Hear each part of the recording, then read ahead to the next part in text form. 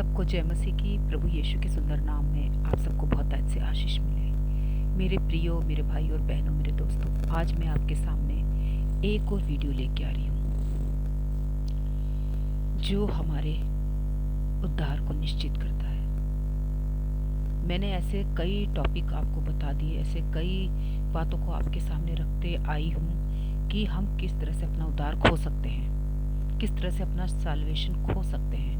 तो आज मैं एक और वचन और कुछ बातें आपके सामने रखना चाहती हूँ, और मैं यही प्रार्थना करती हूँ कि मेरे परमेश्वर ने अब तक आपको भला चंगा रखा होगा।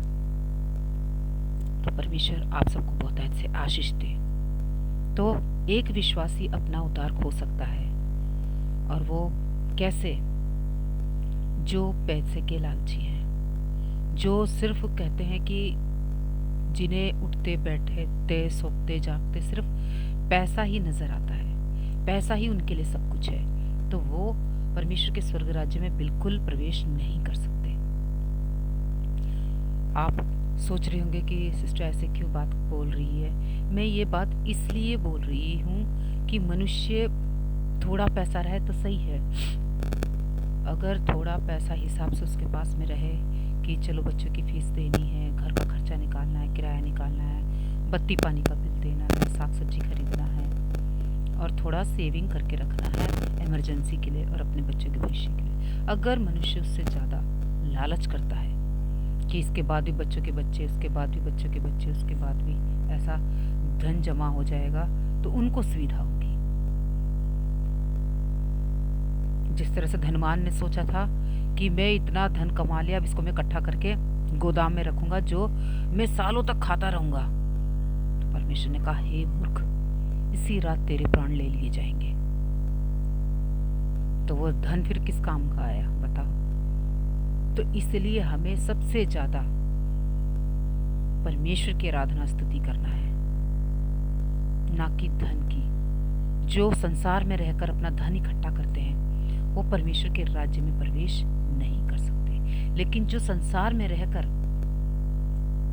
उस धन को इकट्ठा करते जो स्वर्ग राज्य में काम आएगा, जिसको घुन नहीं लगता, कीड़े नहीं लगते, वो धन हमें इकट्ठा करना है। तो अब आप सोच रहे होंगे कि पैसों के लालची कैसे? क्योंकि आजकल हम कई पास्टरों को देखते हैं जो गरीब लोगों से किस तरह से पैसा लूटने के लिए लगे रहते हैं। वो किस तरह से उनको कहते हैं कि आपको दशमांश देना पड़ेगा। अमीर तो चल जैसे भी दे देगा, लेकिन गरीब कहाँ से लाएगा?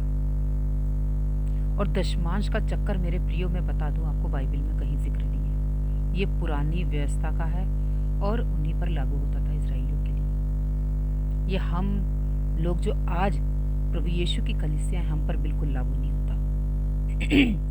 मैं आपके लिए एक वचन पढ़ देती हूँ जो है मैथ्यू चैप्टर 19 वर्स 23, मत्ती उसका 19 अध्याय पद 23।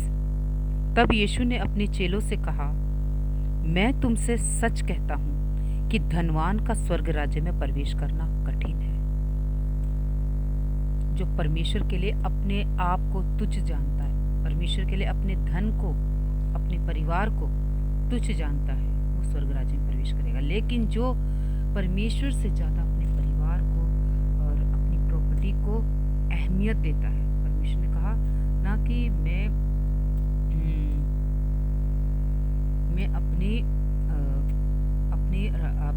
अपनी महिमा किसी को नहीं दूंगा।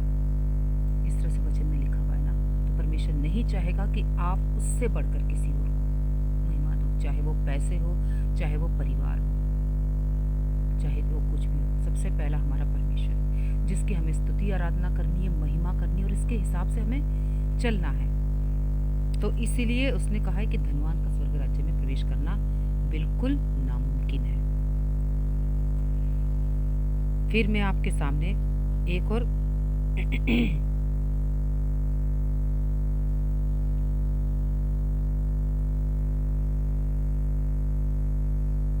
आपके सामने एक और अध्याय रखती हूँ जो है 1 मैथ्यू चैप्टर 6 वर्स 9। पहला तिमोथी मैथ्यू बोल रही थी, सॉरी, पहला तिमोथी 6 अध्याय उसका 9वां पद, 1 तिमोथी 6 चैप्टर वर्स 9। पर जो धनी होना चाहते हैं वे ऐसी परीक्षा और फंदे और बहुतेरे व्यर्थ और हानिकारक लालसाओं में फंसते हैं। जो धनी होना चाहते हो, कहते हैं कि जो कहते हैं हमारे पास सारी सुख सुविधा होनी चाहिए, उससे बढ़ चढ़ के है, फिर भी कहते हैं हमें और ज़्यादा चाहिए। तो वो ऐसे लोगों को क्या बोला गया है कि वे ऐसी परीक्षा में फंसते, कैसी, बहुतेरे व्यर्थ हानिकारक लालसाओं में फंसते हैं जो मनुष्य को बिगाड़ देती है और विनाश के समुद्र में डुबो देती है। मतलब उनको सिर्फ यही चिंता लगी रहती है कि मैं किस तरह से धन कमाऊं, मैं किस तरह से ऐशो आराम की जिंदगी बिताऊं। तो मेरे प्रियो, मैं आपको बता दूं, मसीह जीवन कठिनाइयों का जीवन है, परेशानी उठाने का जीवन है। आप सांसारिक होकर सुख उठा सकते हो, लेकिन मसीह में होकर सुख नहीं उठा सकते। जब हमारे प्रभु यीशु ने दुख उठाया, उनके चेलों ने दुख उठाया, और आज मसीह मंथन बैठक की खरी शिक्षा और पास्टर दानियल राज जी के ऊपर उंगलियां उठाई जा रही है, उल्टे सीधे उनको कमेंट किए जा रहे हैं, जवाब दिए जा रहे हैं, उल्टी सीधी बकवासें करी जा रही है उनके बारे में। तो आपने सुना है ना, जिस पेड़ में अधिक फल लगा रहता है, लोग उसी पेड़ में पत्थर मारते हैं। उनको कोई क्यों नहीं कह रहा है, जो चुप करके बैठे अपना चर्च चला रहे हैं, जो मीठी चिकनी चुपड़ी बातें कर रहे चुप करके बैठे हुए, उनको कोई क्यों नहीं कहता कुछ, क्योंकि वो उनके हिसाब से चल रहे हैं। जो कलीसिया में लोग आते हैं उनके हिसाब से चल रहे हैं ना, वो चाहते हैं कि वैसे हमारे हिसाब से, हमारे मुताबिक पास्टर बात करे।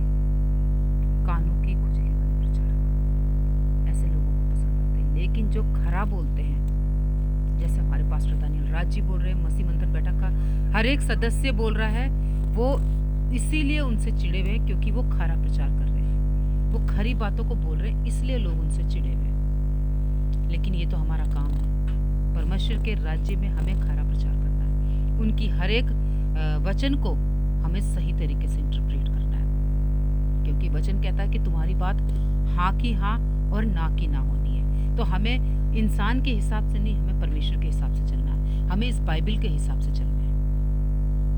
आपको क्या अच्छा लगता है, क्या आपको बुरा लगता है, इससे हमें कोई मतलब नहीं। हमें ये मतलब है कि हमारे परमेश्वर को क्या सही लगता है, जिसने इस दुनिया को बनाया, संसार की सृष्टि की है, जिसने आपसे मुझसे इतना प्रेम किया है कि अपना इकलौता बेटा दे दिया। उस परमेश्वर की आराधना करनी है, जोशुआ की आराधना करनी है, उस वेश्या की आराधना करनी है, ना कि मनुष्य की। तो मेरे प्रियो, मैं आपको यही बताना चाहती थी और आपके सामने और कुछ बातों को भी रखना चाहती हूँ जो शेखर डेविड ने बोला। जब मैं वीडियो देख रही थी, पास्टर जी इन बातों को क्लियर कर रहे थे। इन्होंने किस तरह से बात करी है कि स्टूडियो से बाहर आने से डरते हैं। कौन, किसको कह रहे हैं? पास्टर दानियल राज जी को कहते हैं कि स्टूडियो से आने से डरते हैं। और आप क्या कर रहे थे? आप तो भगोड़ा साबित हो गए शेखर डेविड। आपको डिबेट शो के लिए बुलाया गया था, क्यों नहीं आए आप? क्यों भाग गए? किस बात का डर है आपको? सच्चाई से? सच्चाई का सामना आप नहीं कर सकते, इसलिए आप डर के भाग गए हो। और कहते हो कि खुद को शेर, वो तो है शेर के बेटे, तो शेर ही नहीं कहेंगे तो क्या कहेंगे? हम शेर के बेटे हैं तो हम अपने आप को शेर ही कहेंगे ना। आप देखो ना, आप अपने आप को क्या बना रहे हो? डर के कौन भागता है? शेर की भेड़िया। और एक बात और बता दूं, वो तो बैठ के आपको बुलाए थे ना, अपने स्टूडियो में बैठे थे, बुलाया था आपको, क्यों नहीं आए आप? कि आपको वचन ही नहीं आता है ना बाइबल में से, क्योंकि वन गॉड, एक ही परमेश्वर को मानते हो ना। और बाइबल साफ बताती है त्रिएक परमेश्वर के बारे में, ट्राइन गॉड के बारे में, पिता परमेश्वर, पुत्र परमेश्वर, पवित्र आत्मा परमेश्वर। ये तीनों का जिक्र इस बाइबल में हो चुका है। तो आप कैसे अपनी तरफ से डॉक्ट्रिन बना के पेश करते लोगों के सामने? अगर आपको डर नहीं है तो आप सामने आइए। आपको खुला निमंत्रण दे रहे हैं पास्टर दानियल राज जी। हर चीज़ का वो इंतज़ाम करेंगे आपके लिए। क्यों डर रहे हो आप? पीछे पीछे भोग रहे हो, सामने नहीं आते। तो इसलिए मैं आपको कहती हूँ, आप बिना डरे सामने आइए, उनसे बात कीजिए, डिबेट कीजिए। आपको जो सही लगता आप रखिए, उनको जो सही लगेगा वो रखेंगे। फिर जनता डिसाइड करेगी कि किसका वचन सही है, कौन बाइबल के मुताबिक बात कर रहा है। ये बात का डिसाइड जनता करेगी और परमेश्वर करेगा। आप अपने जिद पे अड़े हो कि जो मैं बोल रहा हूँ वो सही है, वन गॉड है, वन गॉड है। तो इसलिए मैं शेखर डेविड जी आपको कहना चाहती हूँ कि आप पास्टर दानियल राज जी के सामने आइए, उनसे डिबेट कीजिए। फालतू की बकवास करने से अच्छा है, उन्हें उल्टा सीधा बोलने से अच्छा है आप आइए ना। आपने खुद जगह पूछी थी, हर एक बातों को पूछा था कि मुझे कहाँ आना है, कैसे आना है ना। और आपको कॉल करना है सिस्टर सिवान को ही। शेखर डेविड आपको कॉल करना है सिस्टर सिवान को ही। वो आपको बताएगी टाइम टेबल, सब कुछ आपको बताएगी। आपको इतना घमंड है और इतना आप पीछे पीछे बोलते, तो सामने आइए ना। आप क्या शेर के बच्चे नहीं हैं? मेरे ख्याल से नहीं है, तभी तो ऐसी उल्टी सीधी बकवास कर रहे हो हैं। और कितनी कैसे कैसे बार बोलते हो कि स्टूडियो से बाहर नहीं आते। और कहाँ जाए, वो वहीं पे कॉलेज लेते हैं अपने क्लासरूम में, वहीं पे सिखाते हैं। आप बताइए, जहाँ बोलोगे वो वहाँ जाने के लिए तैयार है। आप तो सामने आइए, छुप के क्यों बैठे हो आप? और उनको कुछ बोलने से पहले तो आप अपने आप को देखिए ना, भगोड़ा हो आप। अगर अपने नाम के ऊपर से ये कलंक हटाना है तो सामने आइए डिबेट शो के लिए। आपको खुला निमंत्रण है। आपको लेडीज लोगों से चिढ़ है ना, और उसी लेडीज को आपको फोन करना पड़ेगा, उसी लेडीज को आपको कॉल करके आना पड़ेगा। तो मैं ये आपको वार्निंग देती हूँ, आप वार्निंग ही समझ ले। हमारे खरी शिक्षाओं वालों का मस्ती मंथन बैठक के हर एक सदस्य आपसे यही बात कहेगा। जो खरा प्रचार करते, खरा सुनते, खरा बोलते, वो यही बात करेंगे कि आपको भगोड़ा ही कहेंगे। अगर अपने नाम के ऊपर से हटाना है तो आपको डिबेट शो के लिए आना पड़ेगा पास्टर दानियल राज जी के पास। उल्टा सीधा बकवास करने से अच्छा है वचन को लेकर आप बात करिए। उनको बताइए कि यहाँ पे सिर्फ वन गॉड ही है।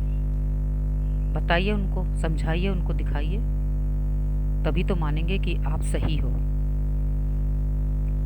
छुप कर बैठने से और पीछे पीछे बकवास करने से तो उनको तो बुजदिल ही कहेंगे ना। तो आप बुजदिल हो क्या?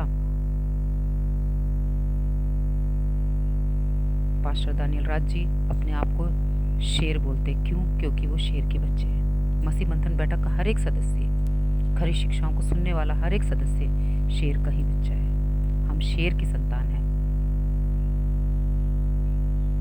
तो ये बात आपको समझ में आ गई होगी मेरे ख्याल से। और जिसको भी ये वीडियो मिले, प्लीज शेखर डेविड तक पहुंचा दीजिए, जो उल्टी सीधी बकवास करते हैं। तो यही वीडियो मैं यहीं पे समाप्त करती हूँ। और परमेश्वर आप सबको बहुत आज से आशीष दे। सबको जय मसीह की।